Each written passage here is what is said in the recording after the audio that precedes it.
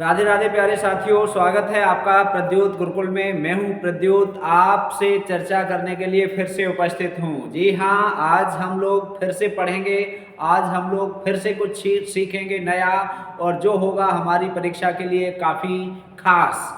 तो हम लोग प्रतिदिन अध्ययन कर रहे हैं और प्रतिदिन थोड़ा थोड़ा, अधिक अधिक, कम या ज़्यादा जितना भी पढ़ते हैं वो हमारी परीक्षा के लिए काफ़ी उपयोगी साबित होने वाला है। तो आज हम फिर आपके लिए एक प्रश्नोत्तरी लेकर आए हैं जो बेहद खास होगी, अर्थात प्रश्नोत्तरी महत्वपूर्ण है। और उस प्रश्नोत्तरी में हिंदी साहित्य एवं हिंदी व्याकरण, हिंदी साहित्य एवं हिंदी व्याकरण दोनों के प्रश्न हैं। हिंदी साहित्य के प्रश्न भी होंगे और हिंदी व्याकरण के प्रश्न भी होंगे। ठीक है, तो हिंदी साहित्य और हिंदी व्याकरण के महत्वपूर्ण प्रश्नों से बनी प्रश्नोत्तरी है।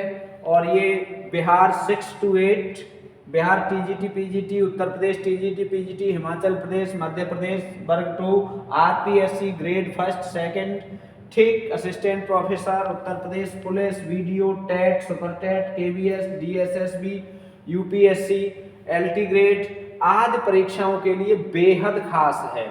ठीक है, यहाँ पर आप एलटी ग्रेड भी लिख सकते हैं, लिखी नहीं है, जो भी परीक्षाएं बची हैं उन सब के लिए बेहद खास प्रश्नोत्तरी है।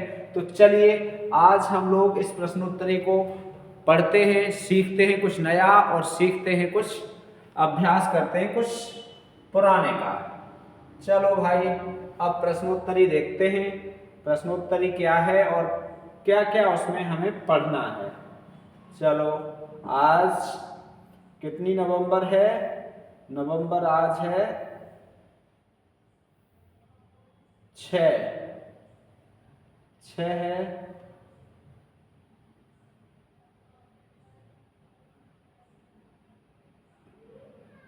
ये तो पुराना आ गया। 6 नवंबर, चलो देख रहे हैं, 6 नवंबर की वीडियो है, पीडीएफ है, ये है आपकी स्क्रीन पर दिख रही है। ये प्रश्न पत्र हमने लगाया हुआ है, पुराने प्रश्न पत्र हैं। और पुराने प्रश्न पत्र से हमने कल भी बताया था, आया हुआ प्रत्येक प्रश्न महत्वपूर्ण होता है। तो हिंदी का कहीं भी कोई भी प्रश्न आया है तो वो आपके पाठ्यक्रम के लिए बेहद महत्वपूर्ण है। ठीक है, यूपी टेट जूनियर स्तर का ये प्रश्न पत्र है, भाषा हिंदी लैंग्वेज, तो हिंदी भाषा और साहित्य दोनों आए हैं। आइए आज इसका अध्ययन करते हैं। चलो भाई, ये देखो पहला प्रश्न है और यहाँ संख्या में आपको दिख रहा है 31वां। कौन सा दिख रहा है? 31वां। प्रकाशन वर्ष की दृष्टि से डॉक्टर हरिवंश राय बच्चन की रचनाओं का सही अनुक्रम बताइए। हरिवंश राय बच्चन की रचनाओं का अनुक्रम पूछा है, बता दीजिए भाई। हरिवंश राय बच्चन की रचनाओं का अनुक्रम। ठीक है, तब तक हम आपको दो पंक्तियां सुनाई दे रहे हैं। प्रियतम तू मेरी हाला है, मैं तेरा प्यासा प्याला, अपने को मुझ में भर कर तू बनता है पीने वाला, मैं तुझको छक छलकात करता, मस्त मुझे भी तू होता, एक दूसरे को हम दोनों आज परस्पर मधुशाला। बताइए भाई, बहुत शानदार पहला ही प्रश्न है। और डॉक्टर हरिवंश राय बच्चन, ठीक, हरिवंश राय बच्चन के दो पुत्र थे, दो चट्टानें हमने आपको बताया था, दो चट्टानों के लिए इन्हें मिला है साहित्य अकादमी पुरस्कार। ठीक है, तो बताइए रचना क्रम के अनुसार कौन सा सही होगा, ए बी सी या डी? पहला, दूसरा, तीसरा या चौथा? मधुकलश, मधुबाला, मधुशाला, निशा निमंत्रण, मधुशाला, मधुबाला, मधुकलश, निशा निमंत्रण, निशा निमंत्रण, मधुबाला, मधुकलश, मधुशाला, मधुबाला, मधुशाला, निशा निमंत्रण, मधुकलश। तो इसमें दूसरा विकल्प सही होगा, मधुशाला 1935। मधुशाला कब की रचना है? 35 की। मधुबाला कब की है? 1936 की। मधुकलश कब की है? 1937 की। निशा निमंत्रण कब की है? 1938 की। ठीक है, तो एक क्रम से लगी हुई है इस विकल्प में, दूसरे विकल्प में। ठीक है, ये है इनका रचना काल। तो ये सही हो जाएगा। निशा निमंत्रण 38 में है, 35, 36, 37, 38। पहले प्रश्न का दूसरा विकल्प सही हो जाएगा। सभी साथी शीघ्रता से जुड़ जाएं और सभी साथी उत्तर देते रहें। ठीक है, सभी के लिए हमारी शुभकामनाएं हैं। राधे रानी आप पर कृपा करें और आपको सफलता मिले। ठीक है, बस यही आशीर्वाद दे सकते हैं हम कि राधा रानी आप पर कृपा करें, बांके बिहारी आप पर कृपा करें। ठीक है, चलो 32वां प्रश्न देखते हैं। अब बहुत महत्वपूर्ण प्रश्न है। ठीक है, हिंदी साहित्य सम्मेलन, काशी नागरी पिचाड़ी सभा, राष्ट्रभाषा प्रचार समिति वर्धा, इनको सुमेलित कराया है। तो बताओ हिंदी साहित्य सम्मेलन कब का है? तो हिंदी साहित्य सम्मेलन 1910 का है। ठीक है, और काशी नागरी प्रचारणी सभा कब की है? काशी नागरी प्रचारणी सभा 1893 में स्थापित हुई है। अब है राष्ट्रभाषा प्रचार समिति वर्धा। तो राष्ट्रभाषा प्रचार समिति वर्धा 1918 में नहीं हुई है। कब हुई है? 1936 में हुई है। तो इसमें विकल्प ये गलत है। ठीक है, यहां कर दो बी। ठीक, चलो तो ये इसका कौन सा सही हो जाएगा? अब चौथा विकल्प सही हो जाएगा, CAB। 32वां प्रश्न। अब देखते हैं 33वां प्रश्न। देखो तुलसीदास के रचनाकार हैं। कल हमने बताया था तुलसीदास बहुत महत्वपूर्ण रचना है और बहुत पूछी जाती है। अब देखो कल दूसरा पेपर हल कर रहे थे हम और आज अलग पेपर है, लेकिन इसमें भी यही रचना आई है, उसमें भी वही रचना आई थी। तो इसका मतलब क्या है कि ये रचना बहुत इंपॉर्टेंट है, बहुत आ रही है। महादेवी वर्मा जी नहीं, सूर्यकांत त्रिपाठी निराला की रचना है। ये कल हमने चर्चा कर ली थी। तुलसीदास किनकी रचना है?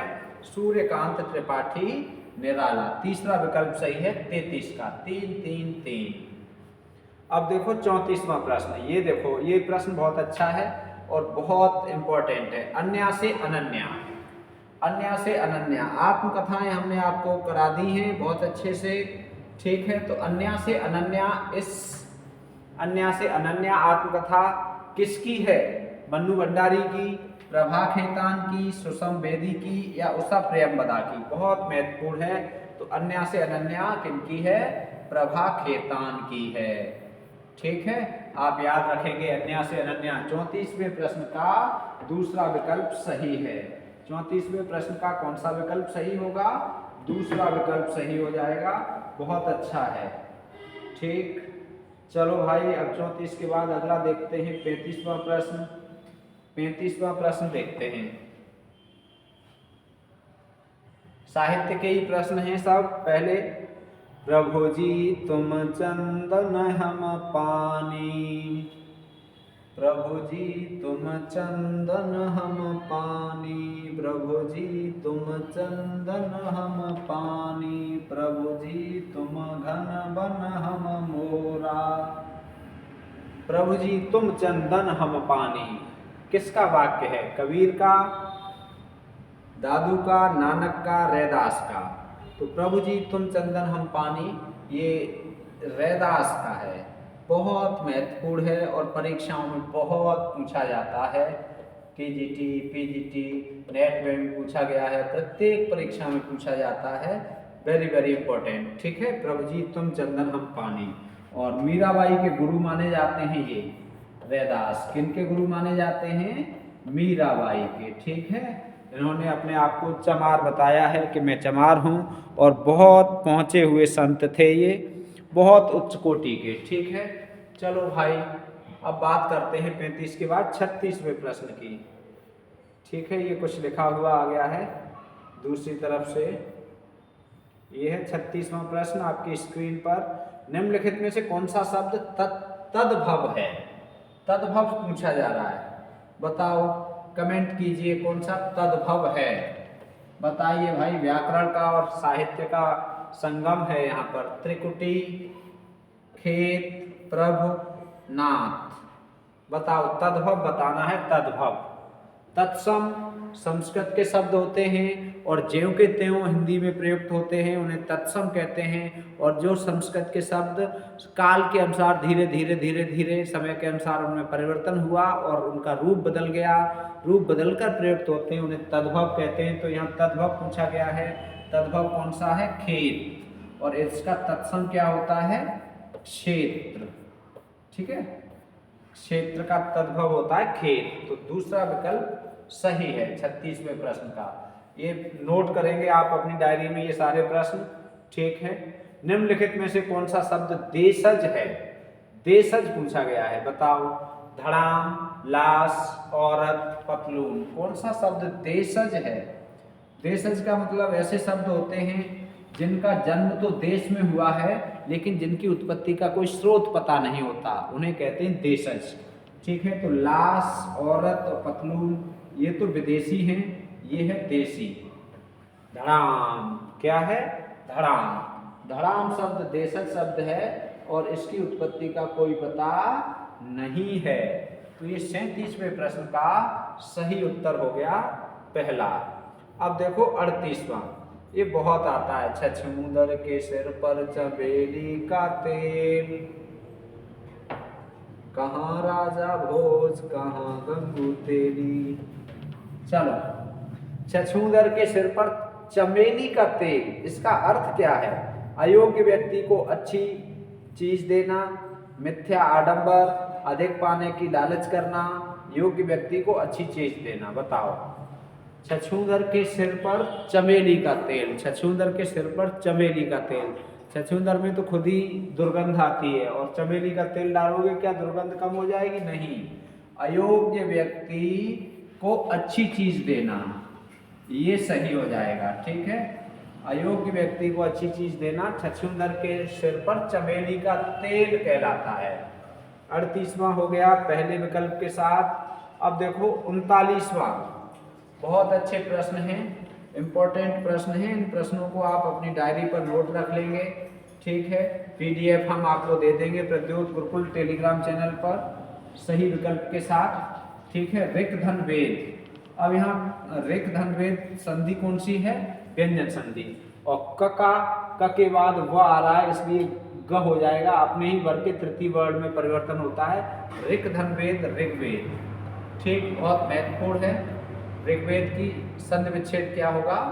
ऋक धन वेद। बहुत अच्छा प्रश्न है, वेरी इंपॉर्टेंट प्रश्न है। ठीक है, परीक्षाओं के लिए बेहद खास है, उत्तर देते रहिए। बहुत शानदार उत्तर देते हैं आप लोग, बहुत अच्छे उत्तर देते हैं। आप ऐसे ही पढ़ाई करते रहो, सफलता कदम चूमेगी, सफलता पीछे पीछे दौड़ेगी। कहाँ भाई? हम आ रहे हैं। आप बीती, आप बीती शब्द में समास है। अब विग्रह करो, जब भी समास को आप पहचाने तो पहचानने से पहले विग्रह करें, कोशिश करें सही विग्रह करने की। आप पर बीती, आप बीती का विग्रह क्या होगा? आप पर बीती। आप पर बीती का मतलब खुद पर बीती। अब पर आएगा, मैं पर, पे सप्तमी तत्पुरुष अर्थात ये आ जाएगा तत्पुरुष समास। अब सप्तमी तो भेद है नहीं, तो कौन सा हो जाएगा? तत्पुरुष समास। कौन सा हो जाएगा? तत्पुरुष समास। चलो, बहुत शानदार प्रश्न है, बहुत अच्छे प्रश्न है, बहुत अच्छे प्रश्न है। घोंसले में चिड़िया है, घोंसले में चिड़िया है, कौन सा कारक है? बताओ। घोंसले में चिड़िया है, इसमें कौन सा कारक है? अब कारक कर्ता ने कर्म को करण से संप्रदान के लिए अपादान से अलग होने के अर्थ में संबंध काकी के, नानी ने, रारी रे। ठीक है, और संबंध के बाद क्या है? अधिकरण, में पर पे। तो में आया इसमें तो अधिकरण हो जाएगा। ठीक है, कौन सा हो जाएगा? अधिकरण। और संबोधन हे अरेब हो, हे अरेब हो। ठीक है, चलो तो इसमें चौथा विकल्प सही होगा। दो प्रश्न है गद्यांश पे, छोटा सा गद्यांश है, शीघ्रता से देख ले रहे हैं। 42 और 43वां प्रश्न का उत्तर है इसमें। गांधीवाद में राजनीतिक और आध्यात्मिक तत्वों का समन्वय मिलता है, यही इस वाद की विशेषता है। आज संसार में जितने भी वाद प्रचलित हैं वह प्रायः राजनीतिक क्षेत्र में सीमित हो चुके हैं। आत्मा से उनका संबंध विच्छेद होकर केवल बाह्य संसार तक उनका प्रसार रह गया है। मन की निर्मलता और ईश्वर निष्ठा से आत्मा को शुद्ध करना गांधीवाद की प्रथम आवश्यकता है। ऐसा करने से निस्वार्थ बुद्धि का विकास होता है और मनुष्य सच्चे अर्थों में जन सेवा के लिए तत्पर हो जाता है। गांधीवाद में सांप्रदायिकता के लिए कोई स्थान नहीं है। इसी समस्या को हल करने के लिए गांधी जी ने अपने जीवन का बलिदान दिया था। उपर्युक्त गद्यांश के आधार पर बताइए कि संसार के सारे वाद सीमित हैं कहाँ तक? राजनीतिक क्षेत्र तक, सांप्रदायिक क्षेत्र तक, आत्मा तक, धर्म तक। तो ये लिखा हुआ है राजनीतिक क्षेत्र तक सीमित हैं, अर्थात इसमें पहला विकल्प सही हो जाएगा, राजनीतिक क्षेत्र तक सीमित हैं। अगला है उपर्युक्त गद्यांश में गांधीवाद का आधार किसे बताया गया है? राजनीतिक और आध्यात्मिक तत्व को, जनसेवा और अध्यात्म को, ईश्वर निष्ठा और मन की निर्मलता को, राजनीतिक, अध्यात्म और सांप्रदायिकता को। बताओ, ईश्वर निष्ठा और मन की निर्मलता को बताया गया है, ये लिखा हुआ है। मन की निर्मलता और ईश्वर निष्ठा से आत्मा को शुद्ध करना गांधीवाद की प्रथम आवश्यकता है, ये अंडरलाइन कर रखा है। चलो, ये दोनों प्रश्न हो गए, बहुत शानदार प्रश्न थे, बहुत सरल प्रश्न थे, अच्छे प्रश्न थे। अब ये देखो आपके स्क्रीन पर कनुप्रिया, ये रचना बहुत महत्वपूर्ण है। कनुप्रिया, कनु का मतलब कान्हा, कृष्ण, और प्रिया कृष्ण की प्रिया अर्थात राधा। कनुप्रिया, कनुप्रिया के रचनाकार कौन है? धर्मवीर भारती, रांगे राघव, भगवती चरण वर्मा, नागार्जुन। बताइए, आप सबको ये उत्तर आना चाहिए। आप पढ़ रहे हैं, कौन सा सही है इसमें? धर्मवीर भारती सही है या भगवती चरण वर्मा ने लिखा है या नागार्जुन ने लिखा है? बताओ। बहुत अच्छा है, बहुत अच्छा है, धर्मवीर भारती। 7 गीत वर्ष कनुप्रिया किसने लिखा है? धर्मवीर भारती ने। ए विकल्प, पहला विकल्प सही है। चलो अब देखते हैं अगला। 44 हो गया, 45वां। ये देखो, ये आ गया, प्लुत स्वर कौन सा है? प्लुत स्वर कौन सा है? बहुत बढ़िया।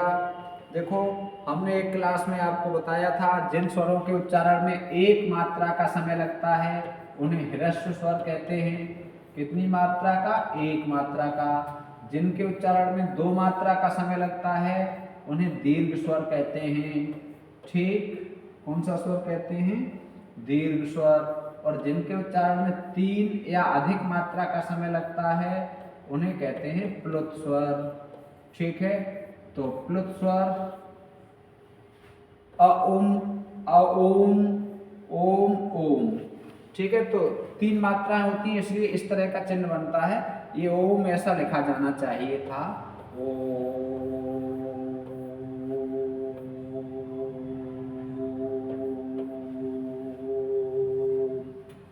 ठीक है, 45वां कौन सा सही हो गया? 45वां का दूसरा विकल्प। अब देखो 46वां प्रश्न इधर है, ये है 46वां।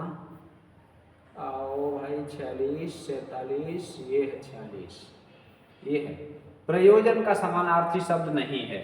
आजकल ऐसे समानार्थी या पर्यायवाची शब्द पूछे जा रहे हैं जो आप सोच भी नहीं सकते हो। देखो, प्रयोजन शब्द का समानार्थी मतलब पर्यायवाची, प्रयोजन का समानार्थी, प्रयोजन का मतलब लक्ष्य, प्रयोजन का मतलब हेतु, प्रयोजन का मतलब उद्देश्य, नियोजन नहीं है।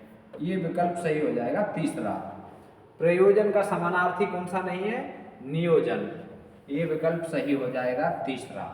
46 का तीसरा विकल्प सही है। चलो 47वां देख लो। अब 47वां ऋजु, ऋजु का विलोम है।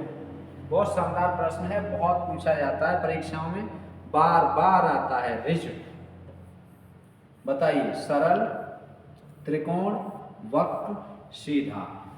बताओ ऋजु का क्या होगा? अब बताओ 47वें प्रश्न का कौन सा सही होगा? आप कमेंट बॉक्स में बता दीजिए शीघ्रता से। ऋजु का विलोम क्या होगा? तो ऋजु का विलोम होता है वक्र। ठीक, वक्र, ऋजु सीधा, वक्र टेढ़ा। चलो अब 47वें के बाद अगला देखते हैं 48वां प्रश्न। ये देखो, निम्नलिखित विकल्पों में से किस विकल्प में विशेषण का निर्देश है? विशेषण पूछा गया है, कौन से विकल्प में विशेषण है, बता दीजिए कौन से में। विशेषण का निर्देश अशुद्ध है, ढाई अपूर्णांक बोधक है, दूसरा क्रमवाचक विशेषण है, वह नौकर, कोई विशेषण नहीं, 26 पूर्णांक बोधक विशेषण। बताओ कौन सा विशेषण है इसमें? विशेषण का निर्देश कौन सा? ढाई पूर्णांक बोधक है, सही बात। दूसरा क्रमवाचक है, पहला दूसरा तीसरा चौथा क्रमवाचक होते हैं, सही बात। वो है नौकर, इसमें कोई विशेषण नहीं है, ठीक है। और 26 पूर्णांक बोधक है। इन चार विकल्पों में से ये ज्यादा ठीक लग रहा है, ठीक है। तो सी विकल्प सही माना जाए विकल्पों के आधार पर, ठीक। अगला देखो 49वां, आप भला तो जग भला।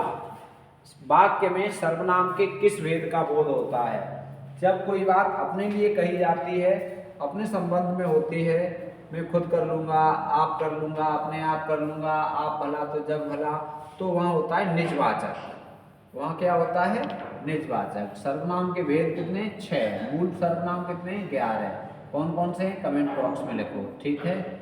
चलो, पहला विकल्प सही है, 49 का पहला विकल्प सही है। अब देखो 50वां, ये देखो, निम्नलिखित में से कौन सा शब्द पुल्लिंग है?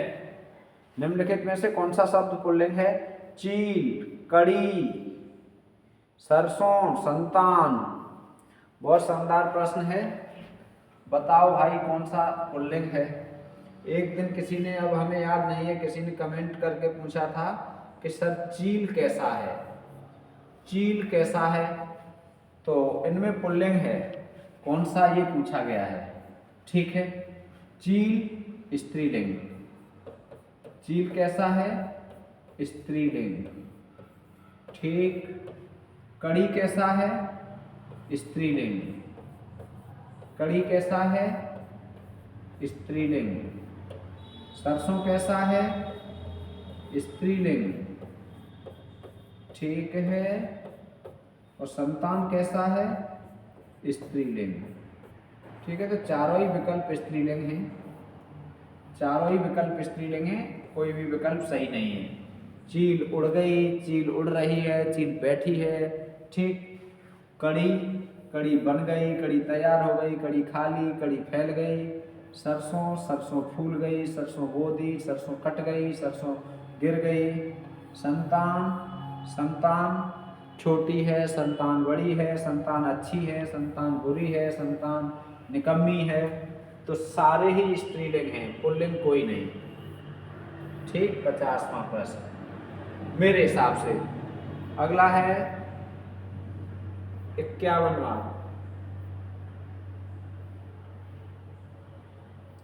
ये है 51वां। इसमें थोड़ा सा ये दिया हुआ है, 52 और 51 एक साथ हैं। बरदंत की पंगति कुंद कली, अधराधर पल्लव लोचन की, चपला चमके घन बीच जगे, छवि मोति न मालय मोलन की। घुंघरारी लटे लटके मुख ऊपर, कुंडल लाल कपोलन की। निबछावर प्राण करे तुलसी, बल जाऊं ललायन बोलन की। इस पद्यांश में कौन सा रस है? तो रस कौन सा है इसमें? श्री राम की सुंदरता का वर्णन है, बालपन का वर्णन है। और निबछावर प्राण करे तुलसी, बल जाऊं ललायन बोलन की। वो ऐसे बोलते हैं, इतना सुंदर रूप है कि उन पर अपने प्राण निछावर करते हैं। तो इसमें वात्सल्य हो जाएगा, कौन सा हो जाएगा? वात्सल्य रस, ठीक है, ठीक। चलो, अगला है उपरोक्त पद्य किस कवि का है?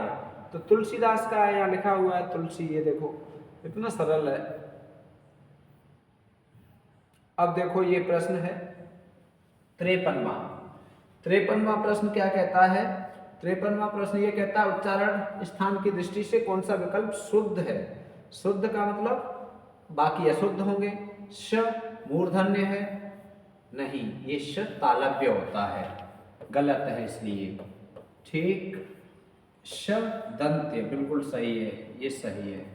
च इच ऐसा नाम तालु, ये ताला पे होता है। श ये मूर्धन्य होता है। ठीक है, तो ये दूसरा विकल्प सही है। 53वां प्रश्न दूसरा विकल्प ठीक। अगला है 54वां। निम्नलिखित में से कौन सा कथन अशुद्ध है? दो महाप्राण व्यंजनों का उच्चारण एक साथ हो सकता है। हिंदी में ज्य का उच्चारण परंपरा से भिन्न हो गया है। देखो हिंदी में ज्य है और हो क्या गया है ज्ञ, ज्ञान क्या हो गया है ज्ञान। तो ये बिल्कुल सही बात है, हिंदी में ज्य का उच्चारण परंपरा से भिन्न हो गया है। क्ष संयुक्त व्यंजन है, कल भी बताया था क्ष संयुक्त व्यंजन है। कैसे बनता है? क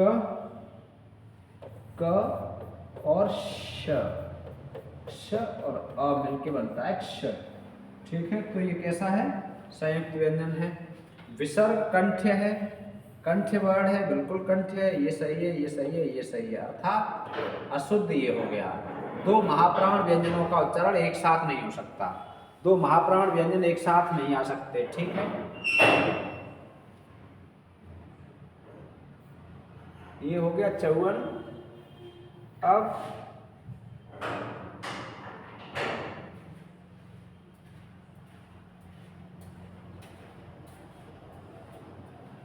54 हो गया। अब देखते हैं अगला 55वां। बस 60 है, 5 और बचे हैं। बहुत महत्वपूर्ण प्रश्न है, इसलिए हमने सोचा आपको ये करा दें। चलिए, मेरे लड़के ने मेरी आज्ञा का पालन नहीं किया।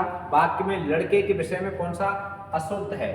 बताओ भाई, बताओ, कमेंट करके बताओ कौन सा अशुद्ध है। मेरे लड़के ने मेरी आज्ञा का पालन नहीं किया, आज्ञा या आज्ञा का पालन नहीं किया। ठीक है, इस वाक्य में लड़के के विषय में, लड़का पुल्लिंग है तो पुल्लिंग तो होता ही है, करता है बिल्कुल है, बहुवचन है बहुवचन नहीं है, एक वचन है बिल्कुल है, अर्थात तीसरा अशुद्ध है। अशुद्ध पूछा गया है, लड़के के संबंध में कौन सा अशुद्ध है, तो ये बहुवचन नहीं है। मेरे लड़के ने मतलब एक है, एक वचन के लिए। आम, राम आम खाता है, कौन सा वाच्य है? राम आम खाता है। ठीक है, और सीता सेब खाती है, राधा पुस्तक पढ़ती है। ठीक, शिक्षक संस्कृत पढ़ाते हैं। अब ये सब क्या है? ये भाववाच्य बिल्कुल नहीं, कर्मवाच्य बिल्कुल नहीं, कर्तृवाच्य है। कौन से हैं? कर्तृवाच्य। जहाँ कर्ता की प्रधानता वहाँ कर्तृवाच्य, और जहाँ कर्म की प्रधानता वहाँ कर्मवाच्य, और जहाँ भाव की प्रधानता वहाँ भाववाच्य। कल बताया था निषेधात्मक होते हैं, बैठा नहीं जाता, चला नहीं जाता, ये भाववाचक होते हैं। ठीक है, कहा नहीं जाता, उठा नहीं जाता, बोला नहीं जाता। 56 57वां देखो, रहीमन पानी राखिए बिन पानी सब सून, पानी गए न उबरे मोती मानस चून। ठीक है, रहीमदास जी कहते हैं कि पानी रखो, पानी के बिना सब सूना है, पानी गए न उबरे मोती मानस चून। पानी के बिना उबर नहीं सकते। पानी शब्द में क्या है? श्लेष है। क्या है? अर्थ चमक। ठीक, दूसरा अर्थ क्या है? एक अर्थ चमक है, एक अर्थ चमक हो जाएगा, दूसरा अर्थ क्या हो जाएगा? दूसरा अर्थ हो जाएगा इसका इज्जत, तीसरा अर्थ हो जाएगा जल लगा लो। ठीक है, तो ये 3 अर्थ होते हैं, 3 अर्थ हो जाएंगे इस दोहे में। श्लेष है, क्या है? श्लेष, एक शब्द के एक से अधिक अर्थ हो, श्लेष अलंकार। 57 हो गया, 57 हो गया।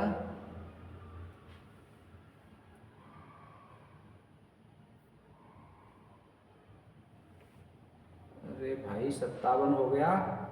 अब देखो 58वां।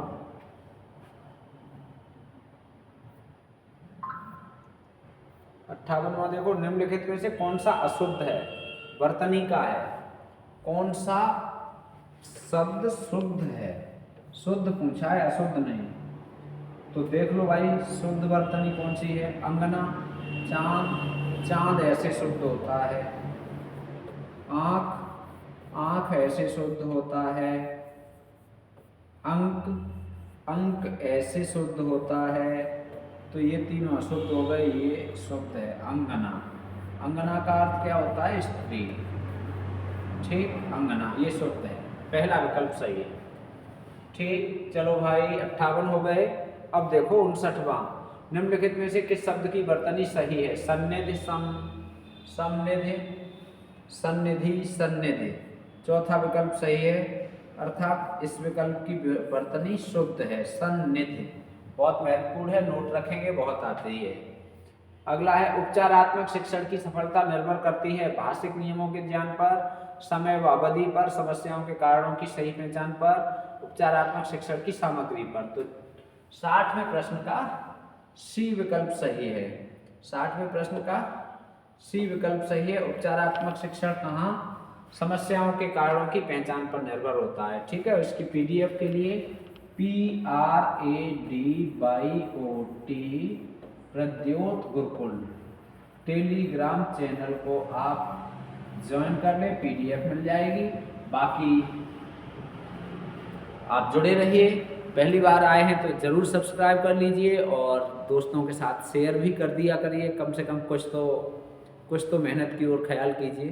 ठीक है, मिलते हैं अगली क्लास में। स्वस्थ रहें, मस्त रहें और व्यस्त रहें। और यदि आप चाहेंगे तो आज वैसे हम लेकर आए थे आपके लिए कुछ मधुशाला लेकर आए थे, पूरी मधुशाला है ये हमारे पास। और ये फिर कभी सुनाएंगे इसमें से कुछ महत्वपूर्ण। भावुकता अंगूर लता से खींच कल्पना की हाला, कवि साकी बनकर आया है भरकर कविता का प्याला। कभी न कड़ भर खाली होगा, लाख पिए 2 लाख पिए, पाठक गढ़ हैं पीने वाले, पुस्तक मेरी मधुशाला। ठीक है, तो पाठक गढ़ पीने वाले हैं, पुस्तक मधुशाला है। आप पाठक गढ़ पढ़ने वाले हैं और शिक्षण हमारा मधुशाला है। कभी भी पूरा नहीं हो सकता। ठीक है, कभी भी कितना भी पियोगे ये लगेगा कि और पिए, इस शिक्षण को और इसमें और कुछ सीखें। ठीक है, तो ये मधुशाला बहुत अच्छा ग्रंथ है, बहुत अच्छी पुस्तक है। आपके पास है तो बहुत अच्छी बात है, पढ़नी चाहिए हिंदी के विद्यार्थियों को। और हरिवंश राय बच्चन जी ऐसे कवि हुए हैं जो आजकल हिंदी कवियों का रूप दिखाई दे रहा है, वो इन्हीं के ही देन है। अर्थात इनसे पहले कवि सम्मेलन में कोई कविता नहीं सुनता था। इन्होंने जब मधुशाला सुनाना शुरू किया तो पूरी रात लोग बैठे रहते थे, पूरी रात लोग सुनने को लालायत रहते थे मधुशाला। और मधुशाला ने कवि सम्मेलन को एक नया रूप दिया। मधुशाला के साथ फिर नंबर आता है नीरज जी का, गोपाल दास नीरज। और फिर आजकल तो आप देख ही रहे हो, उन्हीं की पीढ़ी आगे बढ़ती हुई चल रही है। तो ये मधुशाला बहुत अच्छा ग्रंथ है। चलिए फिर चर्चा करेंगे किसी दिन। आज के लिए इतना ही। राधे राधे।